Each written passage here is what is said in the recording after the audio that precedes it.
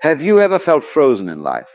Even though you're constantly thinking and planning, do you replay the same conversations in your head, afraid one wrong move ruins everything? Does it feel like if you relax for a second, people will leave or forget you? If any of that hits close to home, you're in the right place. Stay with me. Here we explore classic philosophical ideas for self-mastery, not medical or mental health advice. You look at your life and think you're stuck, but really you're just over-gripping. You cling to every relationship, task and expectation, scared that loosening means losing. No one taught you that control can masquerade as responsibility while quietly suffocating your own needs. You keep saying yes so people don't leave and then feel strangely invisible anyway. It's exhausting to live like a constant audition, always proving you deserve your place. In this video, we'll unpack why you grip so hard and what it's quietly costing you. We'll also find the kind of calm strength that doesn't depend on chasing anyone's approval. By the end, you'll see you don't need more force, just more inner space. You'll walk away with a simple way to notice tension and choose a softer grip. So let's begin by gently naming the pattern that keeps you feeling stuck. Picture this: your phone buzzes, you see their name, and your chest tightens instantly. You stare at the screen, editing one simple reply 5 times so you don't ruin anything. That same tightness shows up before meetings, family dinners, even small decisions like what to post. It's like your body hits alarm mode anytime there's even a tiny chance of disappointment. So you grip harder. On your words, your image, other people's moods, trying to keep everything from breaking. The hidden pattern is simple.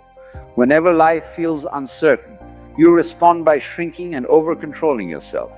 You become hyper-careful with everyone else and strangely careless with your own peace.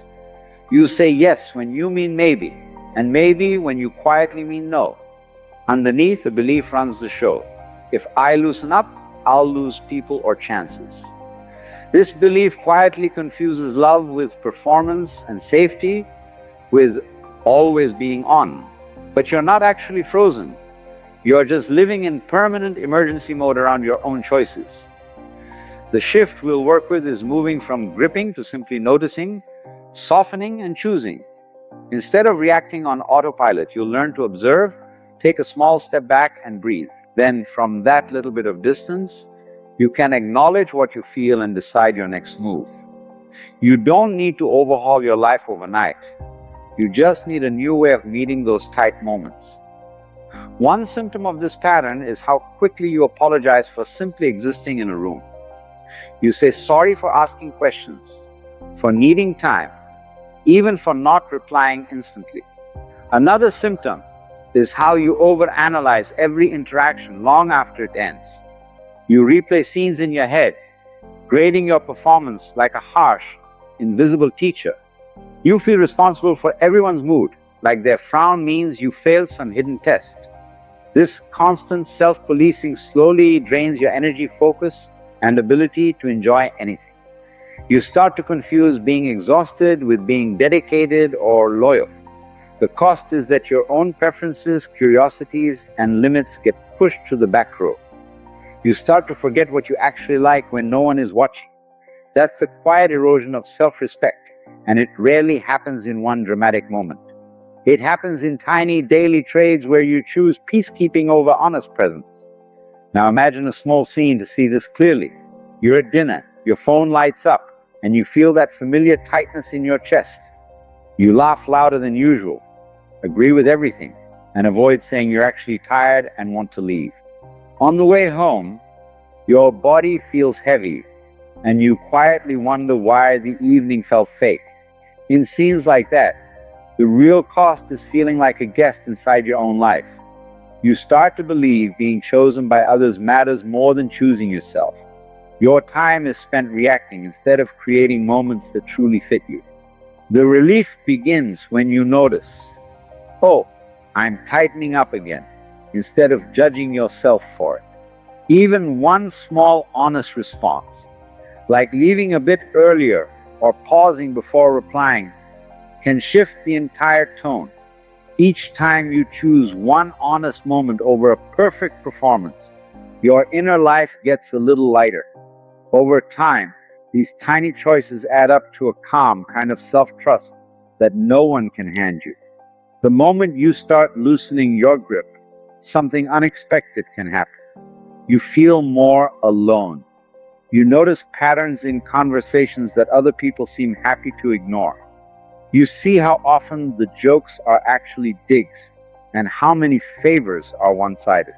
When your awareness rises and theirs doesn't, it can feel like you've stepped out of the group. That's the first danger. Clarity can feel like isolation, even when it's actually protection. In that space, you might think, maybe I should go back to how I was. You miss the comfort of not seeing so clearly, even if it used to hurt you. But your clear vision is not a punishment. It's your mind finally telling the truth. Instead of rushing back, try this.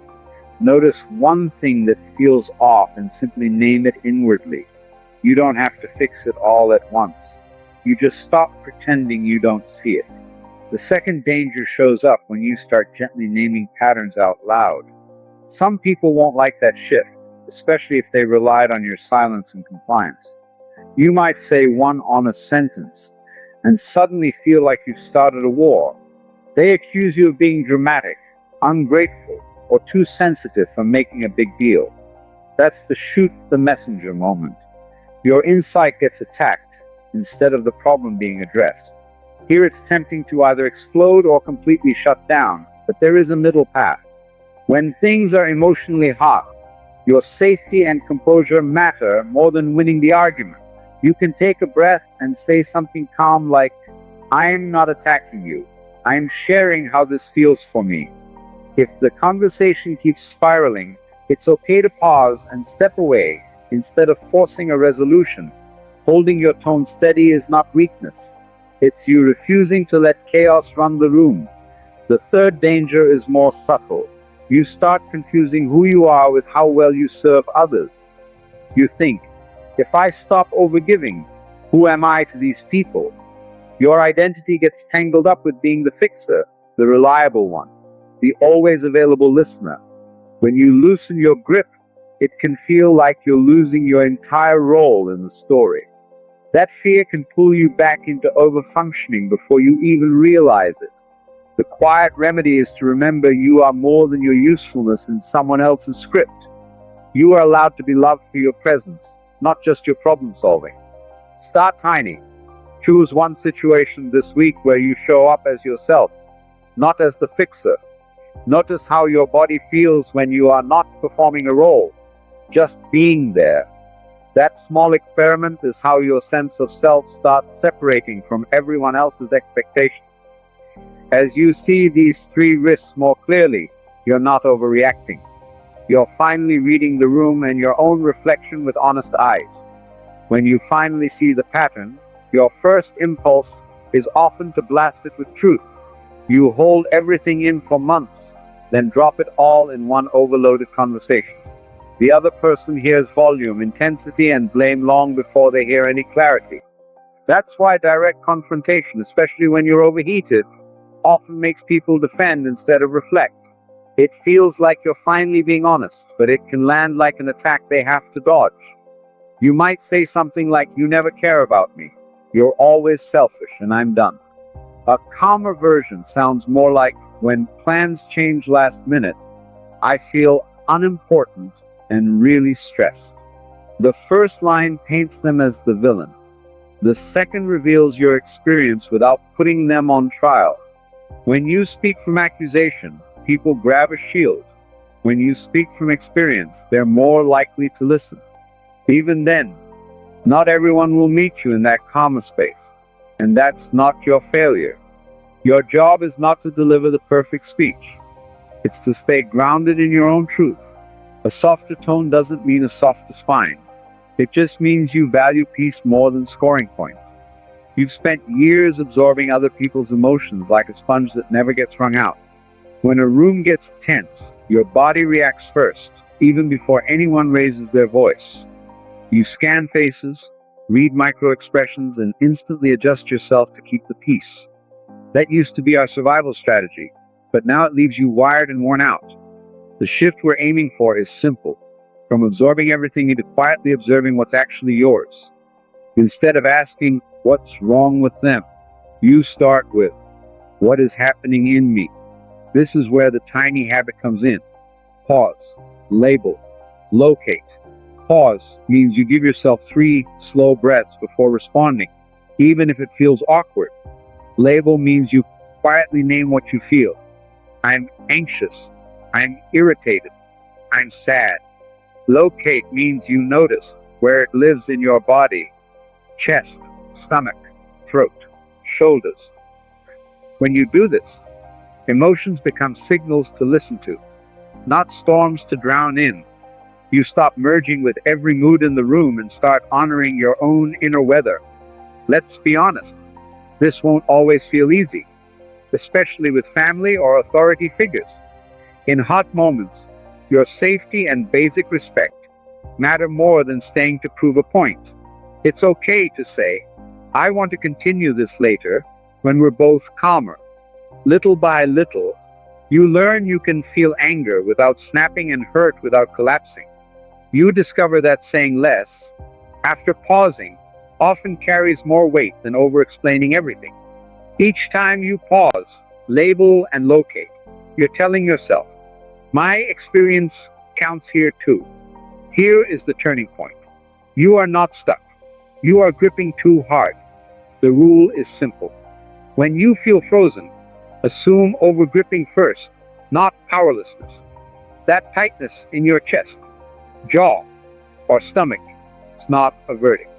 It's a signal. It's your body saying, I'm scared of losing something, not you have no options. When you see it this way, your job shifts from forcing outcomes to loosening your own hold. Instead of asking, how do I control them? You begin asking, where am I clenching inside? You already learned to pause, label, and locate. This is where it becomes your daily ally. The moment you notice tension, you don't have to obey it. You can observe it. Observing creates just enough space for a new choice to appear. Even a 2% softer response is proof that you are not stuck in one script. Say to yourself, I'm not trapped here. I'm just holding tighter than I need to. In other words, seeing the problem is not the problem. Gripping it is. The more you treat tension as information instead of an order, the freer you become. You move from I must keep everyone happy to I can stay honest and still be kind. That's the pivot. From life happening to you calmly choosing how you meet it. Let's turn this from an idea into something you can actually use when life gets loud. Think of ODAR as a quiet 4-move sequence. Observe, distance, acknowledge, release. It's not about being perfect. It's about having a simple rhythm you can return to. Observe is where you notice what is happening inside you without trying to fix it. You catch the racing thoughts, the tight shoulders, the urge to explain yourself too much. You simply think, my chest is tight, my thoughts are fast, I feel pressure right now. No judgment, no story, just raw data about your inner weather. Observation is like switching on a light in a room you've been stumbling through. Distance is where you step half a step back from the storm instead of standing in the middle. You remind yourself, these are thoughts and feelings. They are not the entire truth of me. You might imagine taking one symbolic step back in your mind, like zooming the camera out. You notice the other person's mood as their weather, not a grade on your worth. This is the moment you stop merging with everything and start seeing it more clearly. Acknowledge is where you treat your own experience as valid, even if no one else sees it. You tell yourself, I feel anxious and overlooked, and that matters to me. You might add, I'm allowed to have this feeling without proving it to anyone. When it feels safe, you can share it gently with others in simple words. Even inward acknowledgement breaks the old habit of dismissing yourself before anyone else can. Release is where you let go of the extra weight you were never meant to carry. You do not have to release the relationship or the job. You release the overgrip. That might look like sending a shorter reply instead of a long explanation. It might be choosing silence over defending yourself for the 10th time. Sometimes release is as small as relaxing your shoulders and softening your jaw before you speak. At work, imagine your manager sends a last-minute message late at night. Your body tenses and the old script says, reply now or they'll be disappointed. You observe the rush and the tightness, then gently create distance from the urgency. You acknowledge, I'm tired and I want a boundary around my evenings. You release over-responsibility with a line like, I'll pick this up first thing in the morning. With friends, the group keeps making plans that ignore your time or budget. You feel that familiar pressure to just go along so you're not left out. You observe the knot in your stomach and the fear of missing the connection. You step back internally and remember their choice of plan is not a verdict on your value. You acknowledge, I need something simpler this time, and let that be real. You release the role of always adapting with a line like, I'm sitting this one out, but I'd love to catch up next weekend. In family, someone makes the same critical comment they've made for years. Your body braces, as if on cue, and the old urge to defend rises fast. You quietly observe the wave, noticing your breath and your heartbeat without judgment. You create distance by reminding yourself, their words are about their lens, not my entire identity. You acknowledge, that hurts, and I wish this pattern were different. Instead of pretending it's fine, you release the need to win them over with something like, I hear you, but I'm choosing a different path for myself. ODAR is not about being detached or cold. It's about staying present without being swallowed. You become the person in the room who feels deeply, sees clearly, and still has a choice. The more you practice, the faster you recognize. This is tension, not truth. I can loosen here. The natural fear arises here. If I loosen my grip, won't I turn cold? You worry that observing your feelings, instead of rushing to fix everything, makes you distant. But distance is not abandonment. It's the space that lets you respond instead of react. You are not cutting people off. You are stepping back just enough to stay honest. Another worry whispers, if I stop over-helping, they'll think I don't care. That belief comes from years of tying your worth to how much you give. Real care is not measured by how exhausted you are. It's measured by your sincerity. You can care deeply and still say, I can't take this on alone. Some situations are not about softer boundaries, they're about real safety. If there is abuse, violence, or serious risk, your first priority is protection, not ODAR. In those moments, reaching out to trusted people or local professionals is a sign of strength. You don't have to handle dangerous situations only with inner frameworks and self-talk. You might also ask, what if someone genuinely needs my help and I step back? Remember, help that comes from constant fear and burnout is unstable help. When you care for your own nervous system, your support becomes clearer and more sustainable. Let's be the kind of people who help from steadiness, not from panic. Another edge case is when culture, family, or workplace expects you to always say yes. Here, your boundaries may surprise or confuse people who are used to your old pattern. That discomfort does not automatically mean you're wrong. It means the script is changing. You can respect the environment and still quietly adjust how much you absorb. Compassion does not mean carrying every emotion in the room on your back. Codependence says, if you're not okay, I'm not allowed to be okay either. Compassion says, I'm here, I care, and I will not disappear inside your storm. That difference is subtle at first, but it's where your freedom begins to grow. Imagine your inner life as a river, not a storage unit. Thoughts, emotions, and other people's moods are like leaves and branches floating through. When you grip too tight, it's like diving in and clinging to every branch. You come up gasping, covered in debris that was never meant to stay with you. ODAR is how you step back onto the riverbank and finally see the flow. Observe is noticing what's in the water without jumping in to wrestle it. Distance is remembering, I am the riverbed, not every leaf on the surface. Acknowledge is nodding to each passing feeling instead of pretending the river is empty. Release is letting the current carry it downstream instead of stuffing it in your pockets. There will still be storms, fallen trees, and messy days in that river, but you don't have to build a dam inside your chest every time it rains. Little by little, you trust that the river knows how to clear itself. Your job is not to freeze the water. It's to stand present and let it move.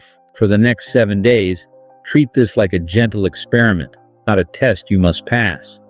Each day, give yourself 1 3-minute pocket to pause, breathe, and check in.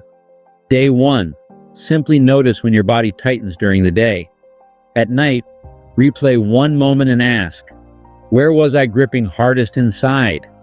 Day 2, practice pause, label, locate once in a low-stakes moment. Maybe it's a text, an email, or a casual invite. Start where the risk feels small. Day 3, choose 1 interaction and respond 2% softer instead of over-explaining. Notice how it feels to say a little less while still being honest. Day 4, pick 1 situation where you usually say yes automatically. Give yourself 3 breaths first, then decide if yes, no, or later feels true. Day 5, practice ODAR with a memory from the past week. Walk through observe, distance, acknowledge, release like you're rewiring the scene in slow motion. Day 6, share 1 gentle truth with someone you trust. It can be as simple as, I get anxious when plans change last minute. Day 7, protect 1 quiet pocket of time as non-negotiable. Use it for stillness, journaling, or simply sitting without fixing anything. Your environment rule for this week: no emotionally heavy replies when you feel rushed or exhausted. Let those conversations wait until your body feels even a little steadier. When the old pattern flares, repeat to yourself, I'm not stuck. I'm just holding too tight and I can soften. You've seen that calling yourself stuck was often a story about over-gripping. We traced how fear of loss, conflict, and rejection quietly trained you to tighten around everything. Then we shifted the rule from I'm powerless here to I'm holding too tight and I can soften. You learn to treat tension in your body as information instead of a command to overperform. And you turn that into practice with ODAR and 7 days of small, honest experiments. The pattern is simple. You absorb too much, over-control your own voice, and call that safety. The pivot is realizing you are allowed to step back, observe, and choose instead of clench. The practice is a series of gentle moves. Pause, label, locate, observe, and release a little at a time. From here, the work is less about dramatic changes and more about daily micro-choices. 1 softer message, 1 clearer no, 1 protected pocket of quiet can shift your whole week. Over time, those tiny moves rewrite the old script that said you only deserve space if you earn it. If this resonated, you might enjoy going deeper into how to stop bargaining with your own worth. Think of a next conversation titled something like, You don't have to beg for basic respect. You could imagine simple words on the screen like soft grip as a reminder of this new stance. As you go, remember that loosening your hold is not losing yourself. It's finally making room for you. This is original narration and reflection inspired by classic philosophical themes, and it is not medical advice.